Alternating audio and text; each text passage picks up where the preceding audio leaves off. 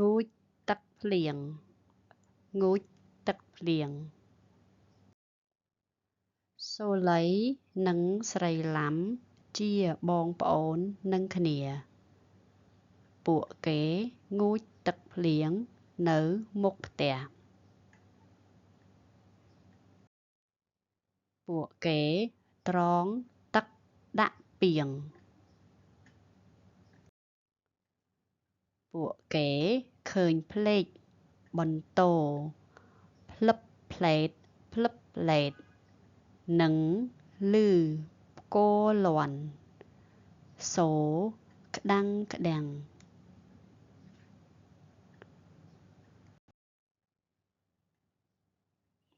ស្រីឡាំប្រាប់សូលីកុំប៉ះដែកនៅពេលកំពុងភ្លៀងស្រីឡាំយល់ទងនៅក្រោមដើមស្វាយសូលីប្រាប់ស្រីឡាំវិញកុំនៅក្រោមដើមឈើនៅពេលកំពុងភ្លៀងមើលចុះក្រោយភ្លៀងរាំងផ្ការីកស្រស់ស្អាតពេលនេះខ្ញុំហេវណាស់ងូចទឹកភ្លៀងងូចទឹកភ្លៀងសូលីនិងស្រីឡាំជាបងប្អូននឹងគ្នាពួកគេងូចទឹកភ្លៀងនៅមុខផ្ទះ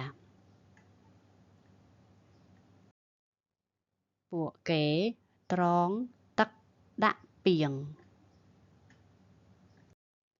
ពួកគេឃើញភ្លេចបន្ទោភ្លឹបភ្លែតភ្លឹបភ្លែតនិងឮផ្គរលាន់សូរក្តាំងក្តាំងស្រីឡាំប្រាប់សូលីកុំប៉ះដែកនៅពេលកំពុងភ្លៀងស្រីឡាំយល់ទងនៅក្រោមដើមស្វាយសូលីប្រាប់ស្រីឡាំវិញកុំនៅក្រោមដើមឈើនៅពេលកំពុងភ្លៀងមើលចុះក្រោយភ្លៀងរាំងផ្ការីកស្រស់ស្អាតពេលនេះខ្ញុំហេវណាស់ងូចទឹកភ្លៀងងូចទឹកភ្លៀងសូលីនិងស្រីឡាំជាបងប្អូននឹងគ្នាពួកគេងូចទឹកភ្លៀងនៅមុខផ្ទះពួកគេត្រងទឹកដាក់ពាងពួកគេឃើញភ្លេចបន្ទោភ្លឹបភ្លែតភ្លឹបភ្លែតនិងឮផ្គរលាន់សូរក្តាំងក្តាំង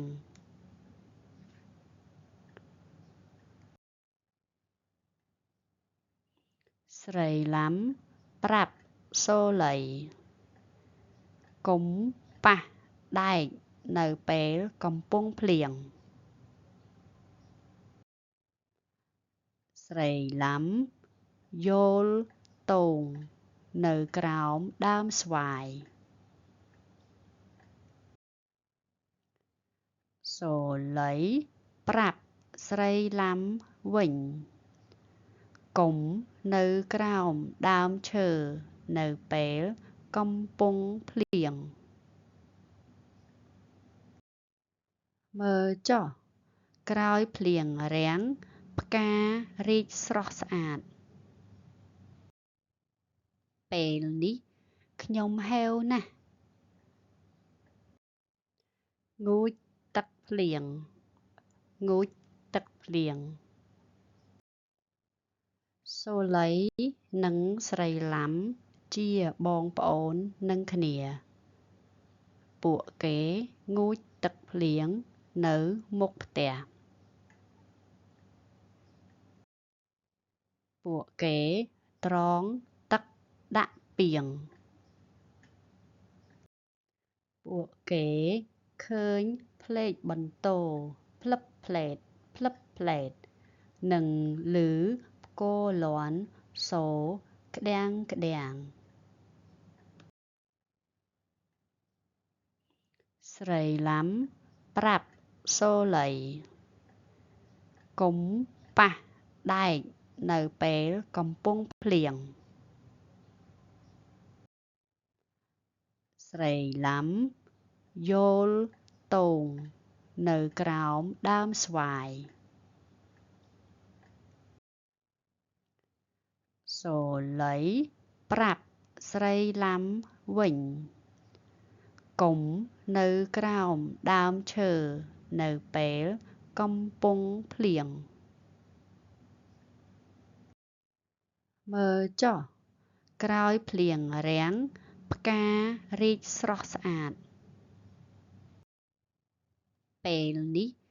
ខ្ញុំហេវណាស់